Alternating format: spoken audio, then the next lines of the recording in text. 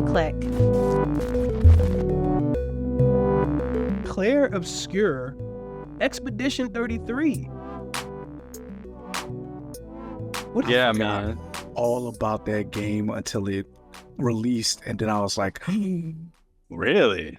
wait, This has been one of my most anticipated. Like ever since Literally. I believe the first time we saw this game may have been what, Summer Games Fest last year, or something like that. Yes. Game Awards, one of the two. Xbox had one of their Yeah. developer Yeah. directs. Yeah. Right. And I remember seeing it, and I've never, to be transparent, I've never been like the biggest like turn-based combat person, right? I think, last year I tried Metaphor and really liked it for what it was, but it didn't really grasp me. The last one that I really played and loved, I think I talked about on the show, was Sea of Stars. Sea of Stars really took me by surprise, and I absolutely loved it when I played through that. And so going into this game, though, it just like when you see it, right, even when you just watch gameplay, it just has so much style to it that you can't help but like pay more attention to it when you're watching it. And so I remember seeing it in the Summer Games Fest, just being like, this is going to be one of those. Like, I have it in my soul. I just know this is going to be one of those games. Needless to say, after one weekend, I am about 17 hours into this game already. I cannot put it down. It's one of those games where there are certain games that I play where I feel like when I'm not playing them, I'm thinking about them, right? I'm thinking about coming back to it. I'm thinking about the characters and the narrative in this world that they put me in. And that is this game to a T. There's just so much to talk about and praise. But for me, this is easily, I think I 10 hours in, I was like, this is my game of the year already. Like, I don't know if another game is going to touch it. I would be very impressed. And like you said, we have a huge year ahead, right? So there definitely could be some games that, overcome it for me. But this game so far for me is easily my game of the year. And I can't wait to keep playing more after we finish recording, honestly, or whenever I get back. I'm definitely going to load this game back up. Yeah. I definitely. If I didn't know the sound would come through the microphone, I'd probably be playing it right now. Like, real, that's real. That's real, man. Wholeheartedly believe you've done that before. So,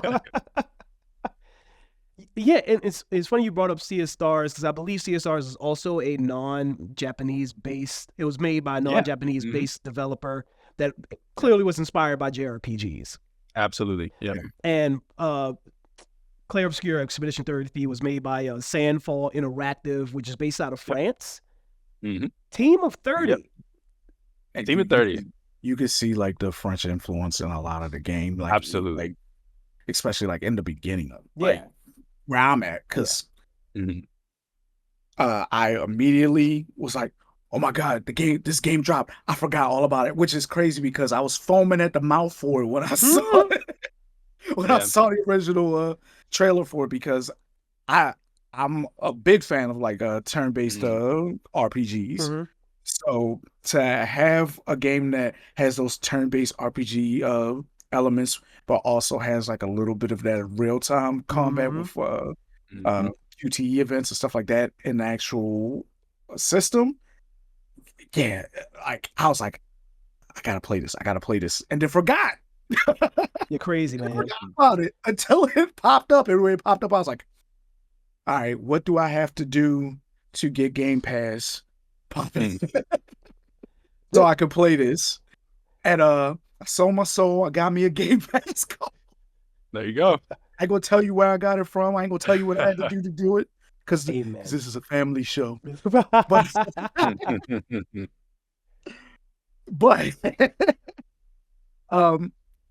I sat down and played it. I got through the little prologue, and like I'm just past like the first boss of it, because I got a lot of stuff going on. So sometimes I can sit and play all day. Sometimes it's just like, all right, I got like 30 minutes and I'm not going to turn it off. I'm just going to run out of the house, work, come back, and jump back on. For sure. But oh my God, like I've had so much fun with it. It looks amazing on my old PC rig. Like, my rig is okay. Yeah. And it still looks amazing compared to a lot of the other games on there. So yeah, like you're definitely in for like a really great experience playing this game. I think it's a great way to pull in casual RPG players too. Absolutely. It's a game that's not very easy entry level, hard to master. I like saying stuff like that, because that's what I'm that's what I feel like where the game is going, at least like further down the line with building characters and different skills and with the actual combat and the different enemies that you'll be fighting. So I'm very excited to play some more of this. I'm going to try I know, Brian, you said you were 30 minutes into the game. So how far into the game are both of y'all? I know you said you just finished the prologue, right, Craig? I just got past the first boss. It's after the prologue. Like I've gotten through the prologue, so I'm in that very first area where it's just you have two characters with you currently. Gotcha. Okay, that makes sense. I think one of the things that I will be remiss not to mention when talking about this game is the soundtrack. Yes. Let me tell y'all something. It bangs. The music is a very big part of like my gaming experience, especially when it comes to like single player experiences. When I loaded into this game and they hit you in the prologue with this incredible like piano ballad throughout the entirety of the prologue, and then you go into another area that I don't want to spoil, where it's very much like techno music, very like lo-fi techno music, but they don't want to turn it on. There's a excerpt in there where they bring in some jazz with like all these, woodwinds and horns. And they just like, no matter where you are, what the environment is, what fight you're in, like there are bangers across this entire soundtrack. I was listening to the soundtrack at work today and couldn't stop because all the music is just that good. There's so many times, echoing what Craig said about just how beautiful the game is, where you look at this game and you look at the scenery, and I have to keep reminding myself 30 people developed this game. Yeah. Because that's how good it looks visually and how just polished it feels. And I think another testament to it, I always talk about it when I'm on the show.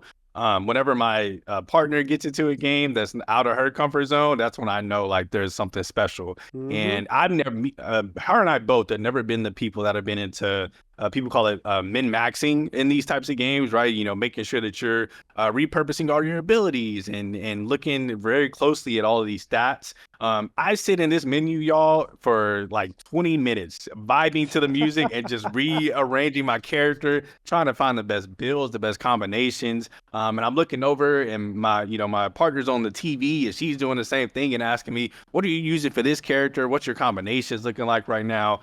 So, just echoing what Craig said again, like just such a good entry level game for people that don't typically like this genre, right? And don't typically enjoy turn-based, RPGs. And then the sound design in general, even outside of the soundtrack, how it feels and sounds when you hit a parry, or there's some other abilities that I won't talk about yet because y'all aren't there, but like that you get later on down the road that also have really good sound design. I cannot recommend this game enough. The only complaint that I think I have is revolving around how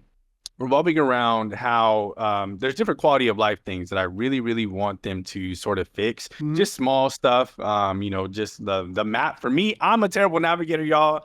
I will get lost in any game ever. Yeah. And let me tell you something. I've been lost. Go ahead, Carl. What were you going to say? It does not hold your hand. It's just like you're not sure if you're going the right way or not until like you maybe hit a wall and then you're like, oh, okay, well, I got to turn around.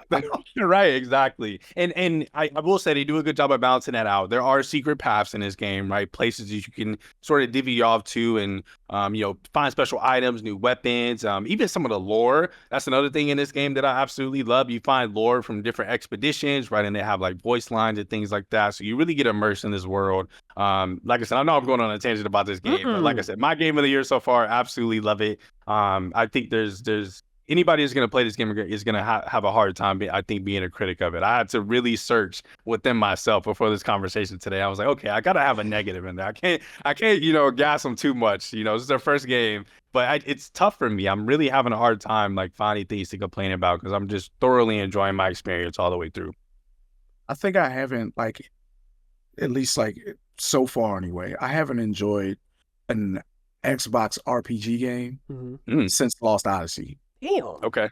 This much anyway. Yeah. This much. There's plenty of RPGs out, but like something that's like, like kind of exclusive with like. No, I mean, I didn't think. I don't even know. There's not too many times Xbox has took a chance at Yeah, I mean, RPGs Yeah, are doing their turn-based thing. RPGs, yeah. I think the last major one, at least this year, I guess Avowed, right? So the one that I'm thinking of immediately, yeah. So I saw the reaction when I said Avowed, so I And know. everybody was like, Yeah. But like, and it feels like the child of like Lost Odyssey. It feels like, oh, like somebody else must have loved this game too and then made a new one. That's what it feels like.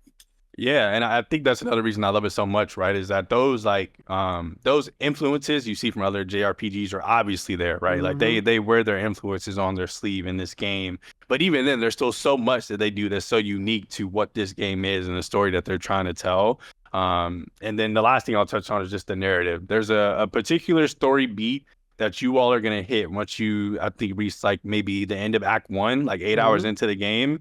That's going to completely flip how you feel about this game even more, right? You're probably already going to love it, but once you hit that point, you're going to be like, oh, they're doing it. Like they're going there with this game and even the story that they're trying to tell, which I will, just shout out.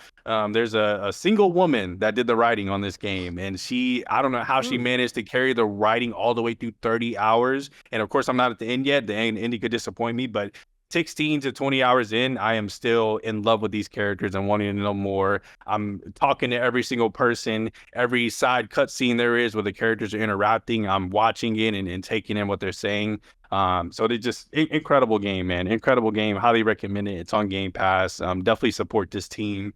We need to support more devs like this, right? That are putting out, these games with no, interference from these big publishers, right? And I think, unfortunately, now I know Xbox definitely made a call. They probably had a meeting with them on Monday morning and said, "Hey, we would love to, chat." But just I'm really enjoying this moment with games and enjoying this game in general. So definitely, recommend it to anybody.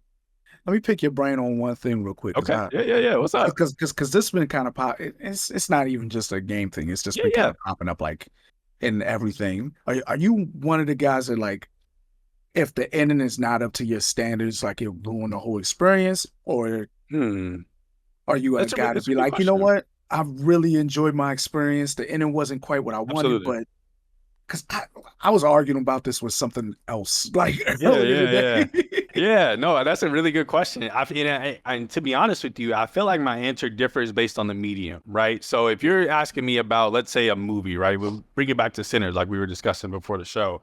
If Sinners would have had a really bad ending, that probably would have left a little bit more of a bad taste in my mouth versus a game. And I think the reason being is there's so much in between that I'm taking in with this game other than just the narrative, right? Yeah, you're spending so much more time with it than so like what about like a long show, like something that's like 20 some episodes or 12 episodes or something like that? I still feel like even then I'm investing so much time into it that if I enjoy the journey, the ending, isn't as sour for me, right? So I personally don't feel like it'll ruin it for me. But I can definitely see how some people, if narrative is your thing, I can see it. Like I can easily see how if that's your sole purpose with it, like that could ruin it for you. I will also say, I don't get how anybody could like really. Ending has to be some type of horrible for you to be like 100%. It's for me, my whole journey to get there. Yeah. I think it depends on like how bad the ending is, because I'll say, like, as a big Dexter fan, that finale of Dexter, I'm not including like this reboot that Paramount Plus is doing. Like, for sure, that finale of Dexter was ass. And it was so bad. I really felt like I wasted like a decade of my life watching Dexter. Wow. Like, it was that bad. Man, jeez, that sucks. That's crazy. Well, maybe you saved me a journey, because I haven't watched Dexter. But I started watching Dexter a little while ago. Watch if you could just pick and choose out of the seasons. I can't remember what number season it was, but it was the season with the Trinity Killer. That was like the best season that was one of the best seasons of TV that I think I watched. Okay. Gotcha. But don't watch any more of it. Yes. I really do like that. That's the one I can't remember. He's a famous actor. He's from Third Rock for the Sun. I know what you're talking about then. Yeah, and I see him pop up. And he's really good. He's really good in that. And Dexter discussions. He seems like that. But on the inverse of that, like, I just finished South of Midnight. That ending sucks. Really? Yes, it has a very disappointing ending. But don't tell. it doesn't detract. I don't walk away from that game being like, I regret playing it because the ending sucked. Like, it's like a 20-hour game, 19 hours of it. I'm like, I'm glad I played this. It's just that final boss fight is very disappointing, and that ending is just like, it falls flat. You know, this whole conversation reminds me of the big Mass Effect thing. Like, like you remember how the community was at the end of Mass Effect 3, like there was sides, there was wars going on, blood being spilled in the I mean, you could even take it back to Last of Us 2, right? And that ending, let alone the decision with Joel, but the ending to that game, I remember a lot of people were up in arms about it. So I think it's just how you take in media. Like I said, for me, I like playing. If we're taking Expedition 33 as the metric, right? Like.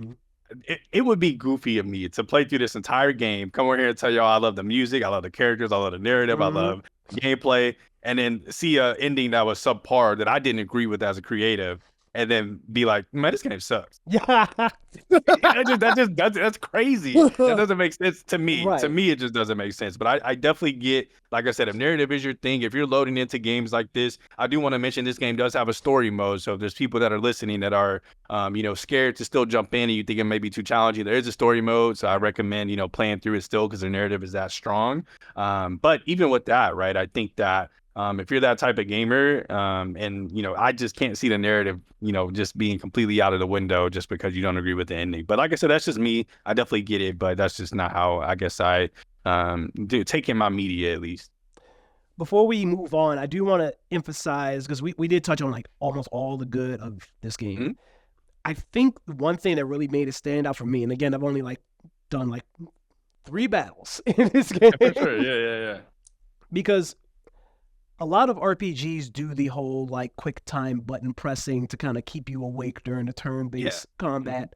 But I feel like this game has such a unique approach to it, where it's almost like a Souls game. Yeah. Yeah. I wouldn't even not even just with the combat itself, the vibe of it kind of feels like a presentation Souls game. Yeah, absolutely. There's definitely some boss fights, and I'm excited for you all to get to, so we can maybe talk about it on a spoiler, review at a later date. But there's some boss fights where just like Carl said, presentation. If we're talking presentation, how the bosses show up, how they conduct their moves, going into maybe multiple phases, all of that stuff is here and is present. And so I definitely think that I can definitely see it, how it's like a good crossover between that action RPG, Souls and then also the turn-based. And it's so active. I can't not explain enough. There's so many people out there you're going to miss out on this game because they're so finicky on, I don't like turn-based combat, but this is the most involved I have ever felt within my turn-based combat. I'm constantly having to think, constantly having to, like you said, do the real-time button presses. And that only builds. They continue to add so many abilities that you'll be where I am 20 hours into the game and God, I'm still learning new stuff, new counters and stuff like that. So it's a lot of people may be scared off because of that, but like you said, it's just so involved that I really don't want people to let that detract them from playing this game. Yeah.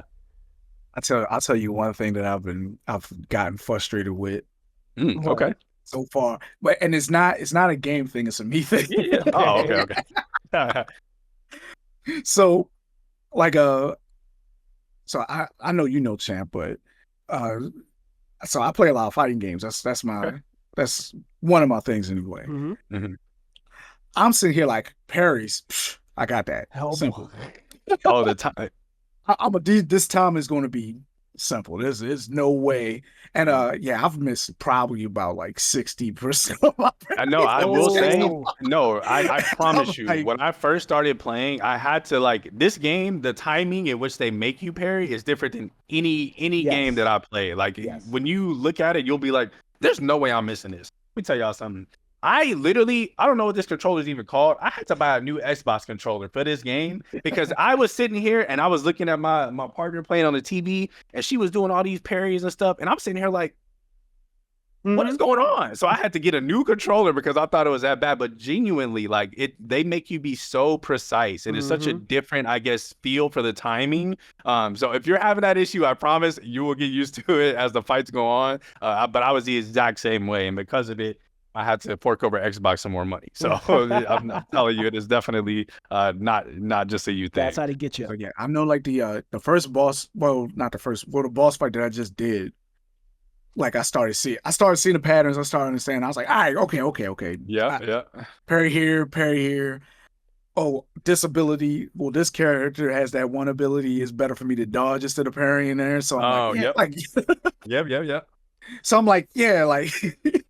But I was getting mad. I was like, there's no way I'm missing this timing. Like there's stuff I need to do frame perfect in fighting games. Like, why am I? Yeah, I'm glad you don't have a hero like me, or you'll be out of $100 like me for this show. So I'm glad you know it's not just a you thing. Yeah, man, I'm looking forward to talking more about this game. Let's put a pin in this until we're about to talk about the our power rankings for 2025, because this is definitely going to be a contender, baby. Absolutely. Expedition. This hurts. It hurts that it's going to. Because I know what's going to happen with me in this game. What? Okay. And my other RPG game that I'm playing. What? Because I'm not going to be able to have both. Wait, what's the other one? Tribe 9. Oh, no, we'll talk about it. I do like your passion for Tribe 9. I want to make sure you understand. Like, I want to make sure everybody understands. You're going to get your vengeance from me, like I'm messing with your 2 carry. I can't wait. It's on and popping. But yeah, Clair Obscur Expedition 33. It's on PlayStation 5. It's on Xbox Series X and S, and it's on PC through Steam. It's also on Xbox Game Pass. Out now. Run, don't walk. Go play that thing.